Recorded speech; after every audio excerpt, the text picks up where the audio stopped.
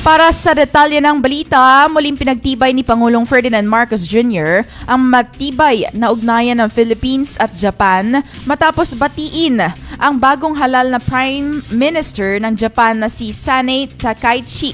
Personal na binati ng Pangulo si Takaichi matapos ang malinaw na tagumpay ng Liberal Democratic o LDP na inilarawan niya bilang isang landslide victory. But para sa karagdagang detalye ng balita, DJ Joey Boy, pasok.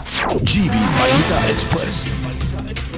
DJ Frankie, binati nga ni Pangulong Ferdinand Marcos Jr. si Japanese Prime Minister Sanei Takaichi matapos ang kanyang malinaw na tagumpay sa ginanap na snap election sa Japan noong Pebrero 8 na nilarawan ng Pangulo bilang matibay na mandato sa Japan. Ayon kay Marcos, ang panalo ng Liberal Democratic Party o LDP sa pamumuno ni Takaichi ay isang landslide victory na nagpapakita ng matatag na kumpiyansa ng publiko sa bagong liderato ng Japan.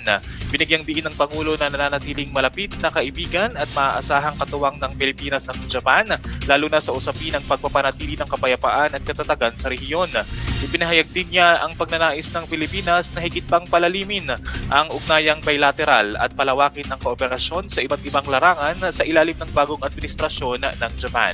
Bilang kasalukuyang tagapangulo ng ASEAN, sinabi ni Marcos na nakahanda ang Pilipinas na makipagtulungan sa Japan sa pagsusulong ng katatagan, mas matibay na kooperasyon at inklusibong pag-unlad sa Indo-Pacific region.